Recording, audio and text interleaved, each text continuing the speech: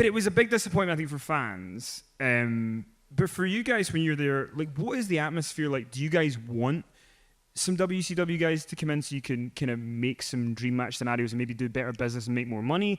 Or is it kind of, oh, we don't really want to touch that stuff? I never thought that there being a monopoly in any industry is a good thing. I thought the competition was good. I thought it fueled, both companies fueled each other. And suddenly there wasn't that. And there didn't feel like that urgency. There was always an urgency when we wrestled the Hardys. Not only was it trying to get to the top of the card or to make a difference in tag team wrestling or have people watch these 4 young kids, eventually these 6 young guys. It was, we got to kick WCW's ass, and we can be a part of that. That was gone now. And it changed a lot of plans. Jay and I were about to split up, and then it all got put on the back burner because of the WCW thing. And then it got turned into Christian will turn on Edge, but he'll be a part of WCW. Huh? How is the guy who's only ever been in the WWF a WCW guy? That happens throughout the show, and now it just doesn't really make sense. And I think the fans sense that. And it's that time that I think a lot of people lost interest. Because when I ask people, if they say, oh, yeah, I used to watch.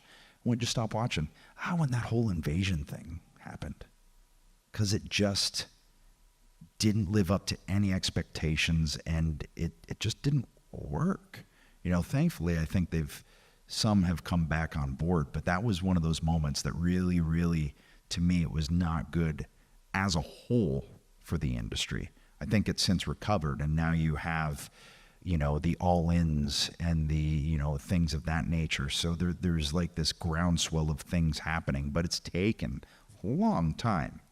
Well, so for you as a talent, one of the big things that people say is that a lot of the big WCW names were still under contract, so Vince would have had to buy them out. So like, say you get Goldberg, he would have had to pay him $2 million to get him out of his contract and then pay him more money to come to WWF. And that's kind of one of the things of, it wasn't feasible. Do you think if that had happened, that would that have been possible, or do you think it would just be one of those things where all the guys in WWF would be like, if he's getting that, then I want to... Was it just one of those things that it couldn't be done, or do you see a scenario where it could have been done? I don't know. You have those guys, they get paid by Time Warner to sit there.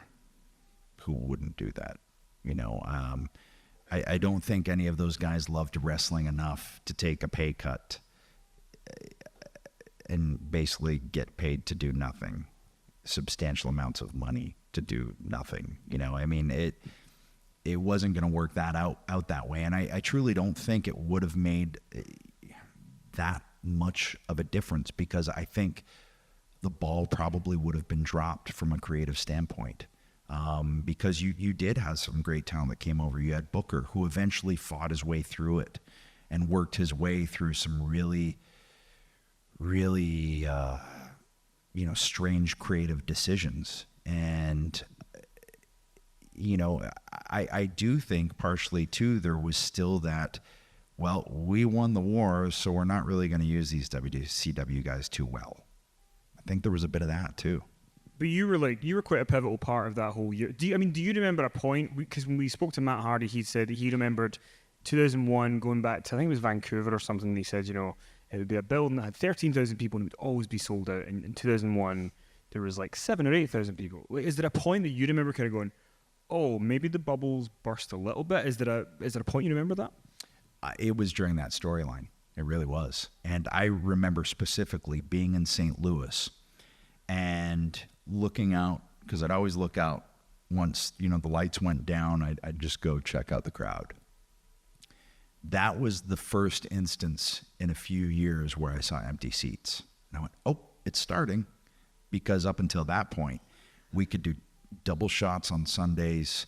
We could be going up against, let's say we're in Cleveland. We could be going up against the Cleveland Browns. Billy Joel could be across the street. Didn't matter. We were sold out.